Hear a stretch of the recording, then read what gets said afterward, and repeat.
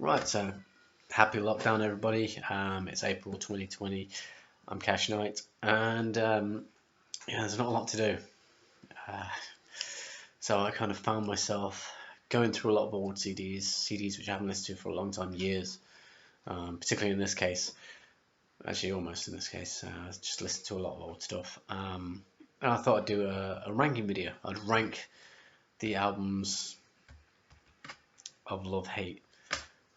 Don't know if anyone remembers Love Hate, but came out hit big in 1990, carried on through the 90s, just about.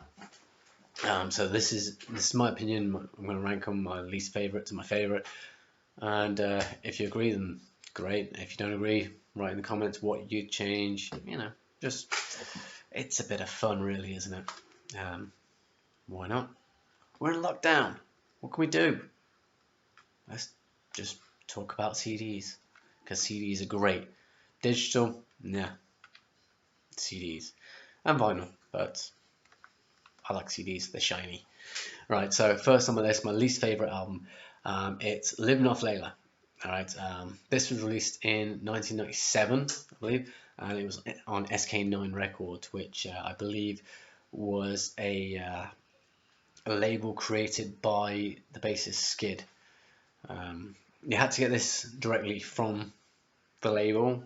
Yeah, I think you had to write to them and pay so much, and they'd send you a copy of it. I got mine years later off eBay. Cost me 30 quid, and the only reason I paid 30 quid for this, having listened to it, is because I like to complete collections. Had I known, if only I'd known. This is my least favorite album. It gets the least playtime. But yeah, as you can see, there is a big X across Jizzy's face, right? And it's also signed by Jizzy. It's because I met Jizzy in around about 2012. Had all the albums apart from Blackout. Didn't have Blackout at the time. I think I had it on vinyl, but I didn't take it with me. And paid 30 quid for this album. Puts a big X across the front of it. Not happy about that, but the fact that it was signed, I like that, and he seemed impressed. Oh, you managed to get a copy? I'm like, yeah, no waste of time, wasn't it? Yeah. Anyway, yeah. So this, for me, this really is not a strong album at all. Um, it's just it seems like a lot of fillers. Really, just like let's go in, record something, let's hit a few chords, make up some lyrics, boom, let's get it done. I'd say in about a day, like 8 hours or something. But Sabbath released wrote and recorded their first album in about 8 hours, and that's a classic album. This, no. Right. So anyway, that was the band in '97, and the band was, look at that, difficult to read even before I needed glasses. Alright, so we've got Skid on bass, Johnny Love on guitars, Joey Gold on drums, and Jizzy Pearl on vocals, but there was additional vocals from Mark Torian. I can't remember, I think he was from Bullet Boys, I can't remember. But yeah, I remember reading somewhere that there was an additional vocalist. I think he took over from Jizzy for the tour. Or, well, I don't think they toured this album, but they were just touring in general. So I think he took over for that, and this is my least favorite. It's just, to me, it's just a lot of let's just hit a few strings and work some magic with the control desk. But yeah, it's driver, walk on, wire, low branches, hit the wall, rubberina, explode, down and a boom boom room, thousand faces, wish I had more time, and it shines. I think out of all these, wish I had more time is the one that they sort of spent the most time on. It seems to have a lot more meaning behind it, if that makes any sense. But yeah, least favourite. I don't know, maybe a lot of people will agree with that if they've heard it. If you haven't heard it, you're not wasting much of your life. You're not losing out on much if you haven't heard that one. Right, next up was their last album. I started with Love Hate, right? I'm going through the 6 albums which are just Love Hate, not Jizzy Pearl's Love Hate. This is the Love Hate band as it was. Let's see, this came out in '99. I heard that it was kind of a compilation of unused Sin Eaters songs. Sin Eaters Sko, or a bit of both, one or the other. I can't remember which one it was. Um, but they were kind of solo projects. Jizzy went off and did, I think he did Sin Eaters with someone else, and Skid went off and did Sko with someone else and whatnot. But this is apparently unused tracks from either Sin Eaters or Sko or both. Um, this one holds up a bit more. It's got it seems I'd listen to it over Living Off Layla. You know, it could happen to me. The opening track. It's it's more upbeat. You know, it's more bouncy. Don't play your guitar when you're talking to me. This, I think that one's more of an acquired taste. I just like the chorus from that, where it's almost someone getting in your face, like, don't play your guitar when you're talking to me. You know, being as I try to play guitar, I can relate. You know, I like people talking to me, and I'm just trying to go through a scale or something, and if I can remember the scale, whatever. Yeah. So you got following them from Don't Play Guitar, your Uncle Said, Rat Boy, Walk on the Moon, No Regrets, Heartbreaker, Rest of the World, and Food for the Fire. I think the first half of this album is it's quite good. It's quite heavy. There's a lot of different influences in comparison to the previous albums. Like I said, this came out in '99. It was their last album under the Love Hate name, or just Love Hate. It was signed by Jizzy again. All these are signed by Jizzy apart from Blackout. And that guy, for some reason, always kind of creeped me out. I don't know why. Always. It just stands out. I think maybe now I've pointed out, it's going to stand out to everyone else if you didn't already. The lineup for this one was Jizzy Pearl on vocals, Joey Gold on drums, so they're the only original members. And then you had lead guitar John Jones, bass Jeff Simon, and drums, again additional drums, Robbie Black, sorry. It's produced by Jizzy, and I don't know. It's not a bad album. It's not a bad album. Give it a listen. If you're bored, it's okay. You might like it. I kind of like it, but not as much as the rest of the catalogue. Right. Next up, 1993's effort, Let's Rumble. Now this is a lot heavier than the earlier work. Particularly Let's Rumble. I don't know whether they detune the guitars more or whatever. The title track, Let's Rumble, the opening line from that, you may recognise from the movie Airheads. It's played by Ian the Shark. You know, it opens up and then you hear the opening one. This is the infamous album where Jizzy kind of crucified himself to the big Hollywood sign, to the Y. He made a mockery crucifixion. He's up there for several hours, just trying to draw attention, get a bit of a publicity stunt going on. Oh, we've got a new album, check this out. Don't think it went according to plan, but at least he tried, you know. Fair play for trying. From the video clips, it looked cold. You know, the wind was blowing, his hair's all over the place, and I think he was shirtless as well, and it's just like, dude, you look cold. But yeah. Right, so this came out in '93, again signed by Jizzy. The lineup was Jizzy Pearl on vocals, Skid on bass, Darren Holsinger on guitar and backing vocals, Joey Gold on drums.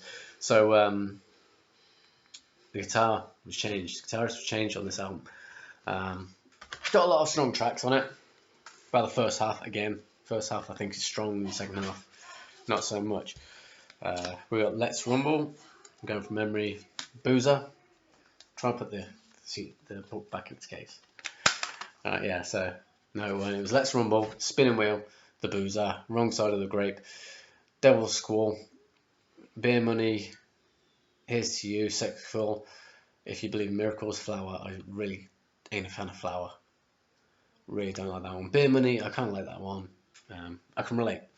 Back when I was a kid, you know, never had no beer money. But yeah, that's Let's Rumble. That's my number 3 or number 4. However you want to look at it, it's my third least favourite. I think that's the way it should be pronounced. Right, next up, people might disagree. with this one. I'm Not Happy.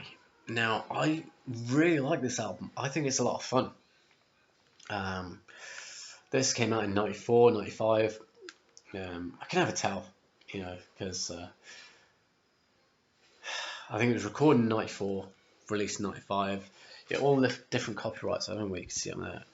Right, so you got all these different years. Now, I understand the 1967 for I'm the Walrus. Obviously, that was Beatles. But yeah, so saying with I'm the Walrus, they covered it, last track on the album, and I really like that cover. A lot of people do not agree, but I like that cover. The opening track, Super Fragilistic, it's just straight in there. Hey Man, I'm Not Happy, the end, Ola Mola, another fun song, Die, Cutting Chains, Search Us, We Do What We Do, Nightcrawler, Love Me Down, Lady Jane, and I'm the Walrus. And yeah, I particularly like this album. The artwork done by Skid. I better have that right. I'm sure it was Skid. Same sort of artwork was on the first two albums as well. Don't know if I can quickly see where the artwork's from. Blah blah blah blah blah. No. It'll probably say somewhere. Right, yeah. So it came out in 95. You got Jizzy on vocals, Skid on bass, Johnny Love on guitars, and Joey Gold on drums. I'm just seeing if I can find the. No, it doesn't say who did the artwork. It's gotta say. Nah, my site's gone. I've gone blind. But that was the band in 94. How times changed. 94, 95. Again, signed by Jizzy. Don't know what I told you. Yeah. I like having my CDs signed. It's nice. It's nice to have. I think it's nice, and I particularly like it when bands do that. They take the time to sign your stuff. I think it's very respectable of the band, and I can't get the book back in its case. Why? Right. So I'm Not Happy. 1994. I like it. Right. A lot of people, practically everyone, I think, is going to disagree with my number 2 choice, my second favorite album. But this can go either or. Sometimes I'll love this album, and other times I'll love my number 1. So it was very difficult. But for today's purposes, the way I ranked them today, I was listening to them all earlier and just like, yeah, I'm going to put this in at number 2. The debut album, Blackout in the Red Room. Right. This was the one that I didn't have when I met Jizzy. Very strong debut. Came out in 1990. It's just got some great songs on here. Well, the title track, Blackout in the Red Room, Rock Queen. It's just great. I'm not really a fan of Tumbleweed. Why do you think they call it Dope? Everyone's got to love that song. It's just brilliant. Even the weird bit in the middle, it gives it that nice break, I guess. I don't know if anyone's noticed in the video, but obviously they had to change the lyrics for the video, and if you listen to the video version, the single version, it just doesn't fit. It's like thinking that I'm so messed up I can't even find the door, but we know the original lyrics. So yeah, Fuel to Run, One More Round, I kind of like that one. She's an Angel Now, I love that song. That's a great song. Mary Jane, everyone had a song called Mary Jane. Every band seemed to have had a song called Mary Jane. Off the top of my head, Megadeth, Mary Jane. But okay, that goes without saying. You got Straight Jacket, Slutty Tipsy, Slave Girl, and Hell California Population 4. Or as it's written, Hell CA Pop 4. We know what it means. But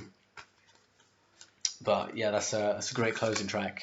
The lineup for the debut lineup, we have got, look at that. Back in the day, look at that. Those were the days, right? So you got Johnny Love, Jizzy Pearl, Skid, and Joey Gold. There's the original lineup. Great album, definitely. If anything, you get this album, get the second album. The rest, you've really got to be a fan, I think. So no question to what my number 1 is. All right, let's just put the book back. That's something I hate. I hate it when like HMV and stuff like that, they put the stickers on the case and you can never get them off. And it's an old one, and someone hasn't took off the sticker. I don't like stickers on the case because cases get cracked, as proving with this one. Alright, case isn't cracked, I had to replace it. But you see that bit there? See that bit where it says love hate there? That's a sticker, and it was on the case. The case got cracked, I can't remember how, and that really annoyed me. There is a slight tear in the sticker, and it happened recently, so the sticker had no sticky, so the sticker sort of fell off the case, and I don't like that. So I had to put it on the, try and put it on the book, but nope, won't go in. Right, so I'm hoping that through time it will just compress and stay there if I leave it in there. Right, so yeah, my number one, Wasted America. Look at that, I'm on the book already. Yee. You think it's not signed by Jizzy? Nope, for some reason he signed it on the back. Makes sense, it's more clearer. Right, but this album, strong album. The majority, 3/4 of this album, definitely. And the majority of this album is brilliant. You got Wasted America, great opener. Spit, Miss America, Cream, Yucca Man. No, not much of a fan of Yucca Man. It's okay. I think maybe that's one of the weaker ones on the album. Happy Hour, which I think it was either Happy Hour or Evil Twin. The intro was used for the Jackass theme, and as soon as I heard Jackass, I remembered this. I've heard that riff before. Where? Wasted America. Yeah, so Happy Hour, Tranquilizer, Time's Up, Don't Fuck With Me. Great song. I love that song. It's acoustic as well. You know, it just makes it so much better. It's more of a punch in the teeth, you know. Don't Be Afraid, Social Sidewinder, and Evil Twin. I really should have looked up which track that the Jackass theme was on. Should have looked that one up. Oh, let's just check. This came out in '92, by the way. And the band lineup was Jizzy on vocals, Skid on bass, Johnny Love on guitar, and Joey Gold on drums. The original lineup. So there was only one album without the original. No, 2 albums without the original lineup. If you think about it. Right, let's see if we can put this away without destroying the sticker anymore. I don't know. Can you see it? Can you even see that? See that? You see where the case cracked and slightly ripped the sticker. So annoying. Yeah, so that's my picks on Love Hate. It's my ranking, should I say. If you agree, leave your comments. If you don't agree, again, leave your comments. Tell me how you would have ranked them. It's just a bit of fun. And hopefully I'll be back with more very, very soon. Maybe some more obscure stuff. Well, obscure, you know what I mean. Old, forgotten stuff. And with that, I'll see you around and I'm going to have some coffee.